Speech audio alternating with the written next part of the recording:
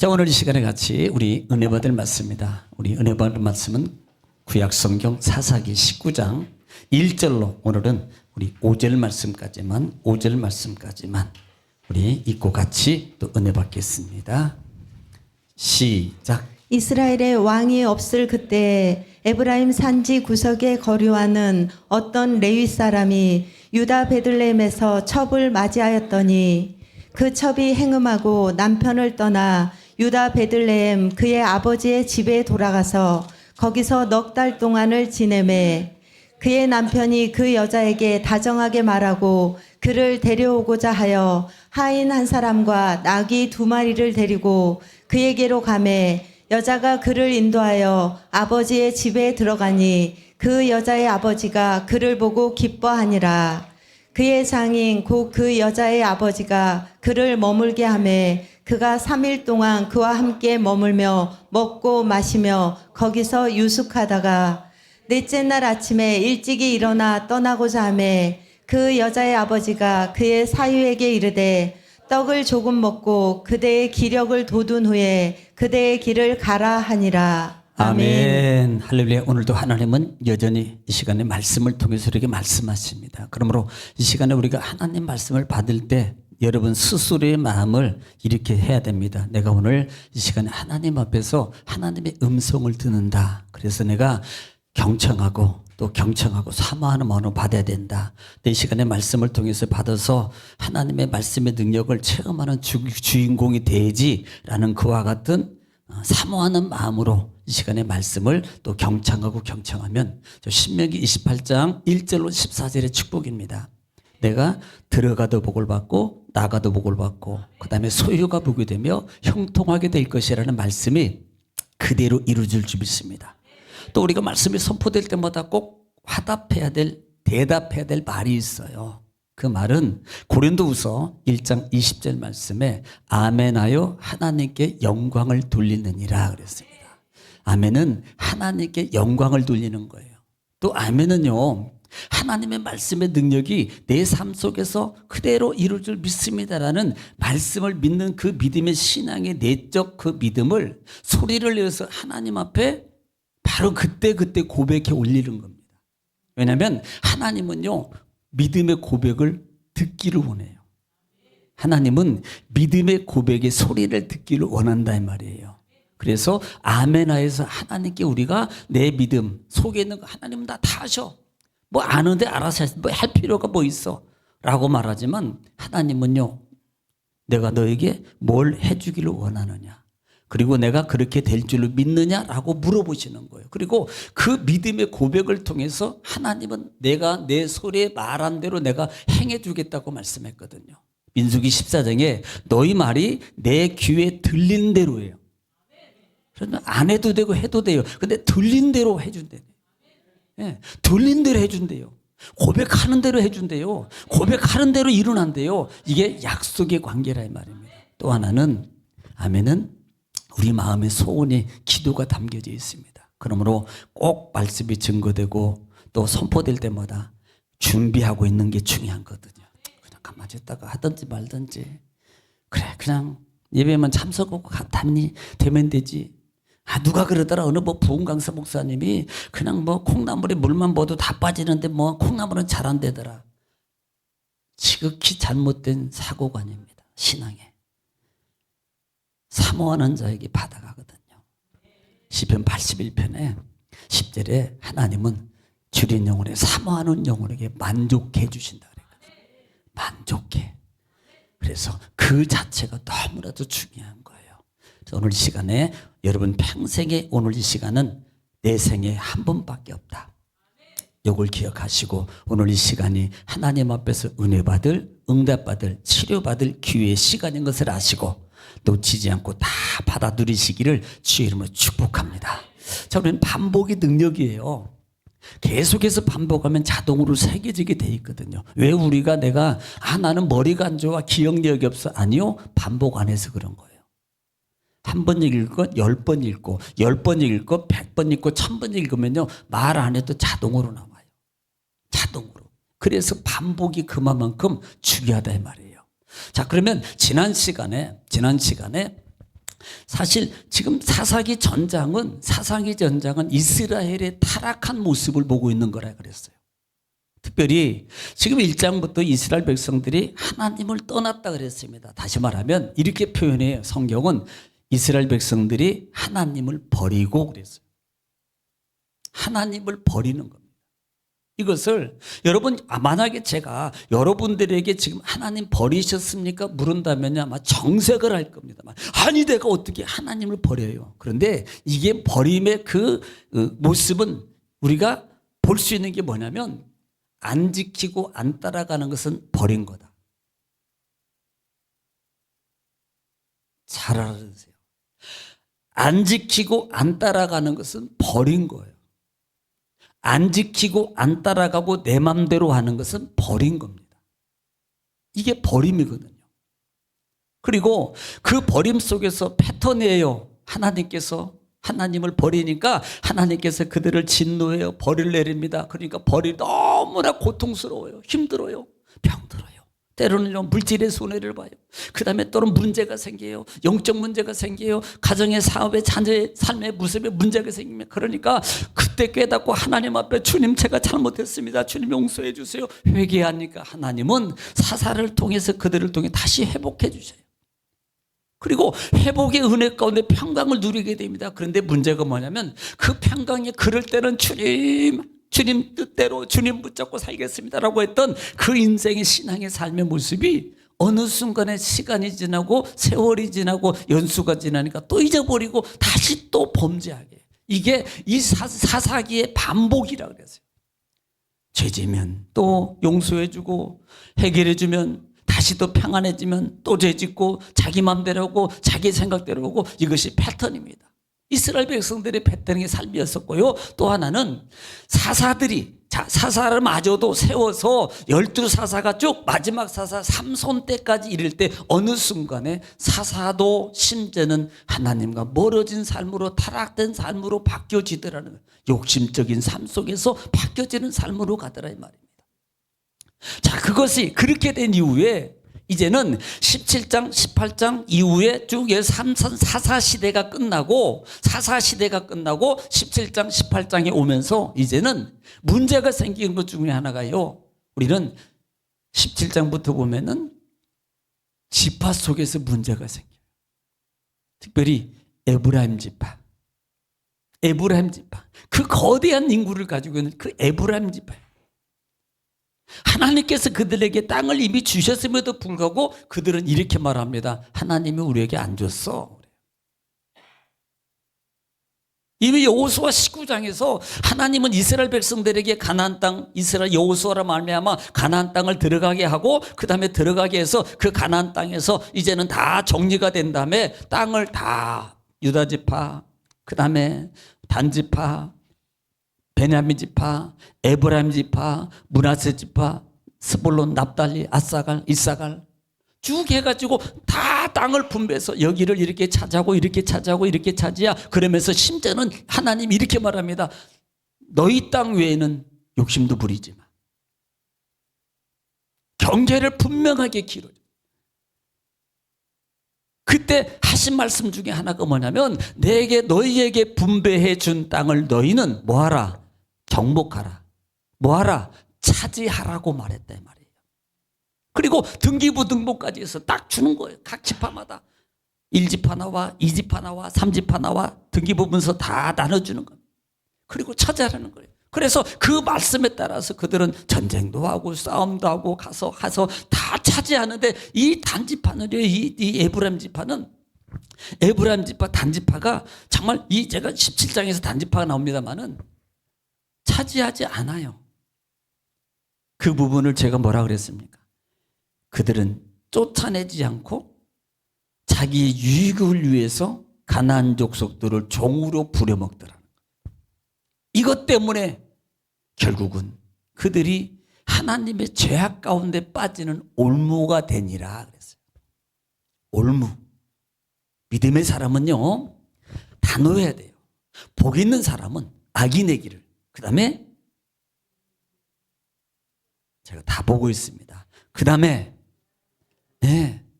따라합시다. 이게 원어예요. 원어는 로라 그래요. 로. 영어로는 노라고 말합니다. 거절하는 거예요.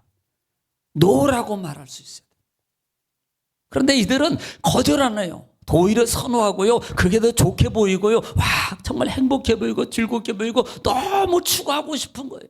마치요, 이스라엘 백성들이 애굽에서 430년 동안의 종살이를 하고 있을 때에 그들에게 있어서 오직 유일하게 선망의 대상이 누구였겠습니까? 아니, 솔직히 우리 삶이 조금 부족해서 여유롭지 못하고 너무 가난하게 살아요. 그러면 그 가난함 속에서 늘 우리 삶 속에서 선망의 대상이 뭡니까? 나도 저 집을 언제 좀 저 집에 살고 싶어. 아이고, 나도 저런 차 언제 끌고 다니고 싶어. 아이고, 나는 저렇게 어떤 사업장을 저렇게 그걸 가지고 싶어. 이것이 선망이거든요. 마치 그런 것처럼 이 종살이라는 입장에서는 늘 그 주인들의 삶의 모습이 선망의 대상입니다. 내가 언젠가는 저렇게, 나도 언젠가는 저렇게 되고 싶다.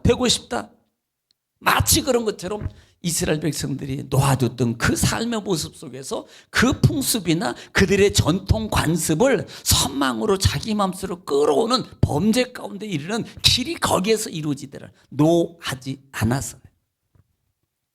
믿음은요, 때로는 내가 조금 손해본다 할지라도 노할 수 있어야 돼요.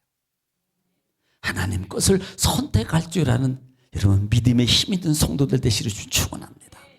그래서 그렇게 하지 않는 모습입니다. 그리고 심지어는요, 에브라임 지파 같은 경우는요, 자기 집에다가, 아니, 에브라임 지파 땅에는 특별히 축복받은 이유 중에 하나가 자기 땅에 유일하게 12지파 땅 중에 그 자기 땅에만 하나님의 성막이 있었어요. 그러니까 성전이 가장 가까이 있는 거예요. 다른 지파는요, 저기 막 며칠씩 걸려서 아니, 걸어올라 그러면 생각해 보세요. 며칠씩 걸려가지고 성전 한번 올라면요, 막 한 달 전에 출발해야 돼요. 어떻게 보면.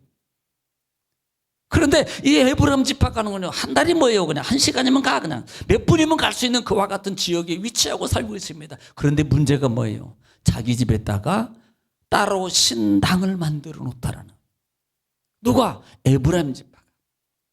누가? 이스라엘 백성이.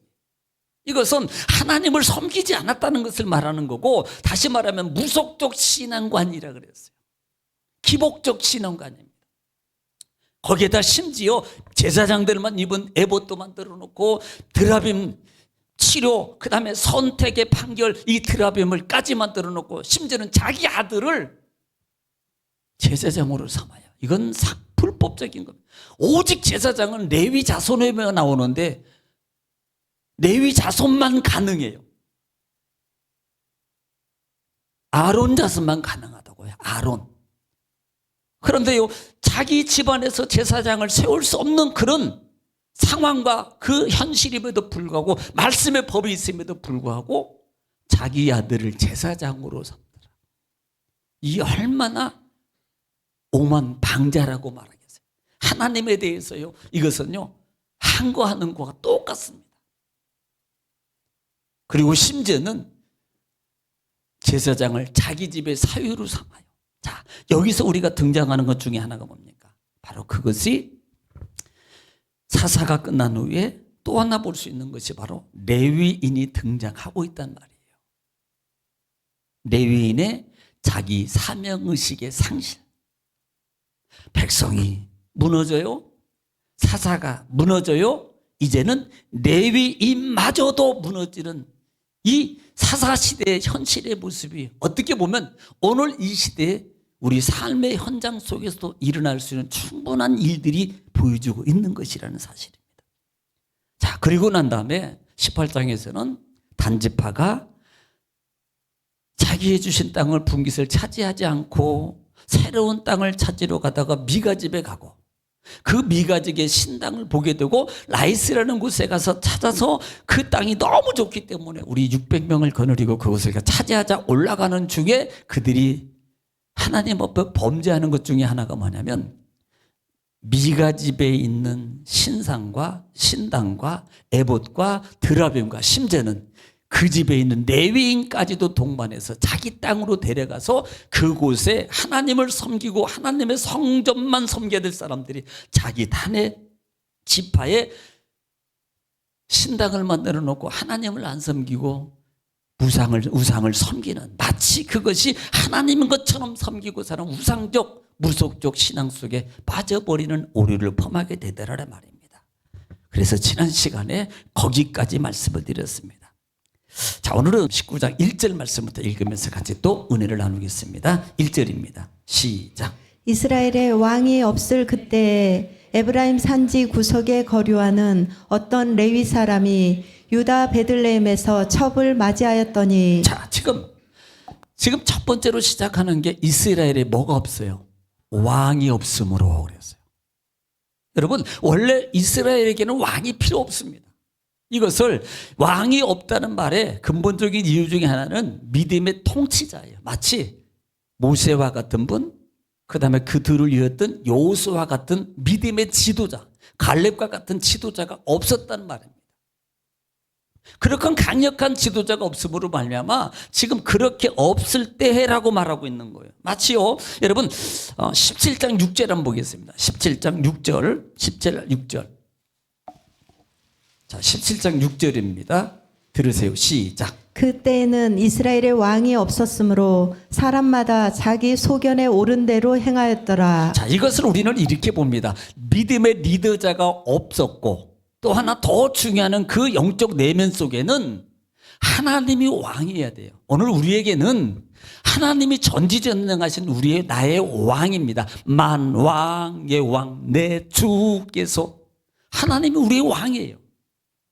우리 믿음의 성도들에게 삶 속에 영적 자태의 모든 기본은 하나님이 왕입니다. 즉, 이 말은 이스라엘 백성들의 왕이 없었다는 이 말은 그들의 신앙의 삶이 하나님의 주도로 사는 삶이 아니고 하나님을 왕으로 섬기고 하나님을 주인으로 섬기는 삶을 살지 않았다는 것을 말하고 있는 거예요. 이스라엘에 왕이 없었으므로, 이 말은 그런 하나님을 자기의 왕으로 섬기고 살지 않았단 말. 다시 말하면 예배의 삶, 성전의 삶을 살지 아니하고 자기 마음대로, 자기 생각대로, 자기 경험대로 이것의 신앙인 것처럼 살아가는 삶으로 살아가고 있는 것을 보여주고 있다 이 말입니다. 그때에 에브라임 산지 구석이라고 그랬어요. 뭐 예를 들어서 부천을 얘기한다면, 죄송해요, 구석이라 그러면 한쪽 가쪽을 말합니다. 동떨어진 곳을 말하는 거예요. 예를 들어서 저기 골짜기, 소래산 골짜기 쪽, 아니면 저기 대장동 쪽, 등등 이렇게 가쪽을 말하는 거예요. 좀 미치지 않는 한쪽 구석에 거류한 어떤 레위 사람이 유다 베들레헴에서 차볼만, 누가 나오냐면 레위 사람이 등장한다는 것을 기억하십시오. 자, 17장이나 18장에서 등장하고 있는 인물이 누구예요? 단지파도 있고 에브라임 지파도 나옵니다만은 거기에서 우리가 기억해야 될 단어가 레위 청년입니다. 즉 레위 사람이란 말이에요. 오늘 19장에도 관점을 여기를 잘 보고 있어야 됩니다. 레위 사람이 유다 베들레헴에서 뭐래요? 첩을 맞이하더니 그랬어요. 여러분, 레위 사람이 첩을 맞이해요? 그때 당시에는 다 그래야 되는 겁니까? 그때는 그렇게 돼도 되는 거냐 이 말이에요. 아니라 이 말입니다. 절대 그렇게 하면 안 되는 겁니다. 하나님은 창세기 1장 1절에서 하나님은 만약에 하나님이 일부 다처제를 허용했다면 창세기 1장부터 그렇게 해야 돼요. 아담이 독초하는 것이 보기 좋지 않기 때문에 갈빗대 12개를 다 뽑아서 12명을 여자를 만들어 줬더라. 이렇게. 그렇게 줘야 돼요. 너무 외로워 보이니까 12명을 부인을 거느리게 하더라. 이렇게 해야 되는 겁니다. 그런데 하나님은 한 부인만 줘요. 이게 하나님의 말씀의 법입니다. 그런데 오늘 1절에 보니까 이는 유다 레위 사람이에요. 첩을 두더라고 그래요. 첩을. 예. 이것은 결국은요. 자, 지금 이 레위 지파 영적 지도자의 이 타락성을 보고 있는 거예요. 지도자의 타락성을 보고 있다 이 말입니다. 사실 당시에 그 타락상은 이거예요. 한번 좀 우리가 볼까요? 자, 한번 사사기 8장 한번 보겠습니다. 사사가 나오는데 그 8장은 누구냐면 기드온이에요. 기드온. 8장 우리가 너무나 든 기드온의 300용사. 자, 8장 30절 시작. 기드온이 아내가 많으므로 그의 몸에서 낳은 아들이 70명이었고. 자, 그 당시에 사사는 하나님 앞에 부름받은 사람이에요. 그런데 아내가 많음으로 자식이 70명이나 되더라. 사사의 타락성이에요. 심지어는 31절 보겠습니다. 31절. 그렇게 아내가 많아서 70명의 아들이 있는데 그 중에 31절에 시작. 세겜에 있는 그의 첩도 아들을 낳았으므로 그의 이름을 아비멜렉이라 하였더라. 이 사사가 세겜 땅에 또 첩도 두네. 나중에 그 내용을 우리는 기본에 대해서 말씀을 드렸습니다만은 결국은요 70명의 아들이 있는데 이 첩의 아들이 69명 아들을 다 죽여버린다. 문제가 발생해요. 이 사건 때문에. 이것은 결국은 제사장의 윤리적 타락성을 보여주더라 이 말입니다. 이것이 마지막 사사가 누구예요? 마지막 사사 이름 손이 세 개. 손이 세 개면 힘이 엄청 세겠죠? 자, 14장 한번 볼게요. 14장 1절 보겠습니다. 1절 시작. 삼손이 딥나에 내려가서 거기서 블레셋 사람의 딸들 중에서 한 여자를 보고. 자, 삼손이 총각이었어요. 딥나로 내려가 가지고 한 여자를 보고 딥나 여인을 사랑해요. 자, 16장 1절 볼게요. 16장 1절. 16장 1절입니다. 시작. 삼손이 가사에 가서 거기서 한 기생을 보고 그에게로 들어갔더니. 두 번째는 가사로 내려가 가지고 기생 여인을 좋아해요. 자, 16장 4절 볼게요. 시작. 이후에 삼손이 소래 골짜기에 들릴라라 이름하는 여인을 사랑하매. 자, 지금 삼손에게 세 명의 여자가 딥나 여인, 그 다음에 어디 가사 여인, 그 다음에 우리가 너무나 잘 아는 삼손과 삼손의 마음을 뚫어버리는 여인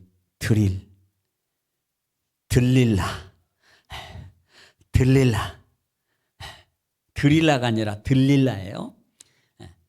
보세요. 만족하지 못하고 세 명의 여인까지. 자, 지금 이렇게 바뀌어. 그러니까 윤리적인 문제성이 지금 이 문제가 생겼다는 사실이에요. 예. 이것은요, 그 당시의 사회적 풍습이었습니다.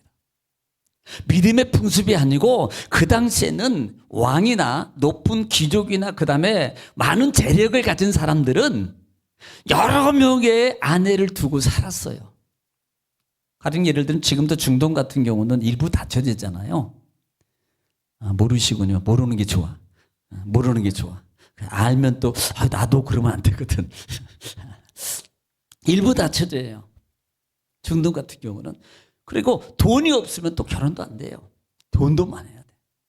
그래서 왕이나 그다음에 권력가들이나 그리고 재력이 풍부한 사람들은 그 돈을 가지고 여인을 사서 자기 아내로 첩으로 삼는 거예요. 이것이 그 당시의 사회적 풍습이었다 이 말입니다. 그러면 오늘 이 사사나 그다음에 레위인이 이렇게 하는 이 윤리적인 삶의 부득된 삶의 모습은 결국은 뭘 본받고 있는 거예요? 세상의 풍습을 본받아 가고 있다는 거예요. 하나님의 말씀을 따라가고 하나님의 풍습을 하나님의 말씀을 지켜가야 될 사사나 레위인이 말씀을 지키지 않냐고 하나님을 버리고 세상의 풍습을 따라가는 삶으로 바뀌어가더라는 거예요. 삶으로. 그래서 첩을 맞이하였더라. 자, 2절입니다. 오늘 2절입니다. 시작. 그 첩이 행음하고 남편을 떠나 유다 베들레헴 그의 아버지의 집에 돌아가서 거기서 넉 달 동안을 지내매. 자, 지금 이렇게 어떻게 보면 뭐 결혼했다고 그래 첩으로 맞이했으니까 이제 아내가 됐잖아요. 그런데 행복하게 잘 살아야 되는데 어느 날 갑자기 이 첩이 행음하고 어디로 가버려요? 친정으로 가버리는 거예요. 이 행음이라는 원어가 자나라는 단어, 자나. 이 자나라는 단어입니다. 가늠하다, 매춘하다라는 뜻이 있습니다. 또 그 속에 파생된 그 뜻 중에 하나 보니 히브리 원문 속에 보면은 자나 뒤에 또 하나의 그 뜻이 담겨져 있는데 그에게 대항하여라는 뜻이에요. 불만을 품고 대항하다는 뜻이 있어요. 자, 우리 그래서 학자들이 이 부분을 두 가지 모습으로 해석을 합니다. 첫째는 이 여인이 행음하여서 세상 말로는 바람나서 잘못하게 죄를 저지르고 자기 친정으로 가버렸더라라는 뜻이 있어요. 두 번째는 남편이 너무 불만스러워. 뭐 이유는 모르겠어요. 안 기록은 안 해놨으니까. 그러니까 남편의 그 행동이나 뭐 등 여러 가지가 있겠어요. 언어라든지 뭐 행동을 하든지 많은 것들이 너무 불편스러워요. 그래서 거기에 대해서 불만스럽고 대항해서 그냥 친정으로 보따리 싸가지고 집에 가버렸다. 저는 여기서 두 가지를 같이 볼 수 있어요. 뭘 보면서? 그 다음 절 보겠습니다. 그 다음 절로 3절 시작. 그의 남편이 그 여자에게 다정하게 말하고 그를 데려오고자 하여 하인 한 사람과 나귀 2마리를 데리고 그에게로 가매 여자가 그를 인도하여 아버지의 집에 들어가니 그 여자의 아버지가 그를 보고 기뻐하니라. 자, 간지가 지금 몇 달이요? 몇 달 됐어요? 네, 여기 보면 답 나온다 그랬죠. 4일이라고 하는 분이 한 분 계신데 4달 동안 지금 친정에 가서 안 오고 있는 거예요. 한번 저는 생각해 보세요. 아니, 몇 달 동안 이렇게 가만히 3절에 보니까요. 이 레위 사람이 상당히 그 여자를 사랑했던 것 같아요. 초반절에 보니까 그 남편이 그 여인에게 다정하게 말하고라는 말을 보니까 이 말의 의미가 바로 그 의미죠. 그 아내에 대해서 상당히 사랑함의 표현이에요. 그런데 아니 그렇게 사랑했다면 6달 동안 있는데 왜 안 갔냐 이 말이에요. 왜 이제 가냐고. 근데 6달 동안 안 갈 거예요. 가면 바로가 데려와야지. 6달 동안 안 간 거예요. 그리고 6달이 지나서 지금 이 여인의 집에 찾아간 거라 이 말입니다. 정말로 사랑했다면 가자마자 자기가 잘못했든 잘했든 자자마자 용서를 빌든지 아니면 등등등 뭐 용서해 주든지 가서 데려와야 될 거 아니에요. 근데 6달 동안 있었다는 것을 저는 그냥 그렇게 생각해 보는 거예요. 아, 둘 다 잘못이다. 그래서 어떤 학자들은 이렇게 말합니다. 이 레위 사람이 상당히 부인이 보시기에 거슬려서 맞바람 피웠다. 이렇게 말하는 분도 있어요. 그러니까 자기가 떳떳하지 못하니까 6달 동안 있어도 찾아가지 못한 거예요. 이 남자가 찾아가지 못한 거라 이 말이에요. 또 그렇게 보는 견해도 있다 이 말입니다. 그래서 제가 볼 때도 만약에 자기가 잘못했다면 만약에 이겁니다. 원래 율법적으로 만약에 이걸 따진다면요. 이 여인이 만약에 문제가 있어요. 율법적으로는 예수님께서 한 여인을 끌고 무리 중에 유대인들이 예수님 앞에 한 여인을 끌고 왔습니다. 뭐라 그랬어요? 가늠하다 현장에 잡힌 여인을 끌고 와서 말씀의 율법에 하면 돌로 쳐라고 그랬는데 당신은 어떻게 됩니까? 라고 물어보잖아요. 이게 율법이에요. 돌로 쳐 죽이는 겁니다. 그러니까 이렇게 그렇게 율법적으로 쳐야 되는데 그렇게 하지 않았다는 거예요. 그러면 결국은 문제가 둘 다 있는 거예요. 그래서 4개월 만에 그 여인에게 가서 다정하게 말하고 그 다음에 그를 데리고 오려 하며 한 사람과 하인 한 사람과 나귀 2개. 그게 뭐예요? 자기도 타고 올 때는 부인도 태우고 와야 될 거 아닙니까? 그래서 그 나귀를 데리고 그 처갓집에 가니까 하반절에 보니까 그 부인이 그 남편을 데리고 집으로 안으로 들어가니까 세상에 장인이 막 버선발로 남자는 버선 안 신죠. 그냥 나와서 아이고 우리 사이 오는가 기뻐하더라. 만약에 제가 공통적으로는 사위가 정말로 잘못했다면 문전박대해도 왜 왔어? 뭘 잘했다고 와? 이렇게 해야 되는 거예요. 자기 딸이 떳떳하다면. 그런데 이 아버지가 이 장인이 막 뛰어가가지고 아이고 사위 어서 오게 어서 오게 어서 오게 어서 오게 이렇게 맞았다는 말의 의미는 딸에게도 문제가 있다 이 말이에요. 그러면 만약에 정상적인 아버지라면 딸을 책망하고 그 다음에 호되게 남무려서 가서 무릎 꿇고 비워라고 보냈어야 되는 거예요. 그렇게 하자는 방주도 있다 이 말이에요. 이게 자 이런 상황이 있을 때 실제적으로 이런 일들이 사사기에서 일어났잖아요. 자 14장 볼게요.